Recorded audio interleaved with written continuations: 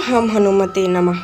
नमस्कार दोस्तों, मैं रीना शुक्ला देसी रसोइयन ब्लॉग में आपका स्वागत करती हूँ। उम्मीद करती हूँ आप लोग स्वस्थ होंगे और मस्त होंगे। तो आप लोग जानते होंगे आज वैशाख मास का पहला मंगलवार है और आज के दिन मैं आपके लिए एक उपाय लेके आई हूँ जो कि आज से 11 दिन तक हमें करना है और ये उपाय करने से हमारी सारी इच्छाएं पूर्ण होएगी। तो चलिए मैं आपको कुछ बताती हूँ इस उपाय के बारे में। लेकिन सबसे पहले हम लोग जो गलती करते हैं उस गलती में हमें सुधार करना है। जैसे कि बचपन से हमें हनुमान चालीसा रटाया जाता होगा। कोई भी छोटा बच्चा सबसे पहले हनुमान चालीसा ही सीखता है।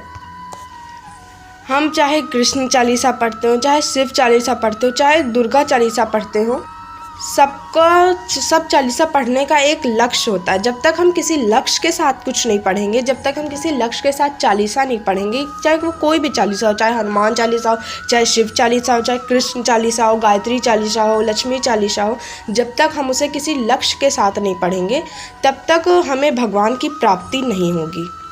भगवान की प्राप्ति के लिए क्या करना है? जैसे कि हम पढ़ रहे हैं हनुमान चालीसा,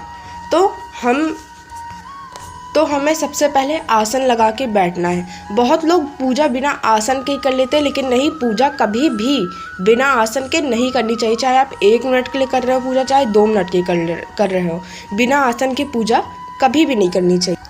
तो ठीक है, ये बात समझ आई। सबसे पहले आपको आसन लगा लेना है। फिर उसके बाद में जैसे कि आप हनुमान चालीसा पढ़ रहे हो तो बजरंगबली जी की मूर्ति या फ़ोटो अपने सामने रख लेनी है और घी का दिया जलाना है। ठीक है, घी गाय की होनी चाहिए। भैंस के घी से कभी भी भगवान की प्राप्ति नहीं होगी। भैंस का घी नहीं होना चाहिए, गाय का घी होना चाहिए। और अगर ज़्यादा आपको समस्या हो तो आप तिल के तेल का घी, जो काले तिल का तेल नहीं होता, काले तिल का तेल का दिया आपको जलाना है। ठीक है, और काले तेल का दिया आपको जलाना है और तीन पाठ, अगर ज़्यादा दिक्कत हो आपको, 3 पाठ हनुमान चालीसा का आपको रोज़ करना है। लेकिन ऐसे नहीं, एक नियम बना के करना है। जैसे कि आप एक दिन 7 बजे पढ़ने बैठ गए हनुमान चालीसा तो अगले दिन 9 बजे बैठ गए, ऐसे नहीं, एक ही टाइम पे आपको बैठना है।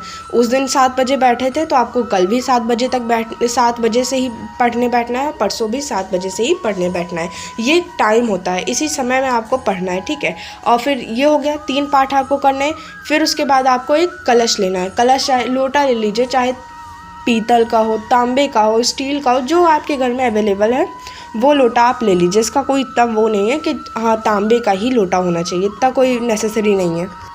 फिर तांबे के लोटे में आप जल भर लीजिए। लोटा कोई भी हो, उससे कोई इतना प्रभाव नहीं पड़ता। आप बस एक लोटा लीजिए, उसमें जल भर लीजिए, उसमें एक सिक्का डाल दीजिए और उसी में एक लौंग डाल दीजिए और उसे किसी प्लेट से ढक कर रख दीजिए। अब 11 दिन तक आप एक ही समय में बैठ के हनुमान चालीसा का 3 पाठ करिए और 11 दिन तक उसे रखा रहने दीजिए। फिर 11 दिन बाद आपको जो समस्या होगी, जैसी समस्या होगी, उस हिसाब से उस जल का प्रयोग करें। जैसे कि आपको कोई बीमारी है या आपको कहीं किसी चीज़ के लिए जाना है तो आप उसे पी के जाइए, ऐसे ही आप उसका प्रयोग करिए। यह बहुत ही सरल उपाय है और ये उपाय करने से हमारी सारी इच्छाएं पूर्ण होती है। तो आप लोग एक बार इस उपाय को ज़रूर करके देखिएगा और बताइएगा कमेंट करके कि हमारी आज की वीडियो कैसी लगी। धन्यवाद।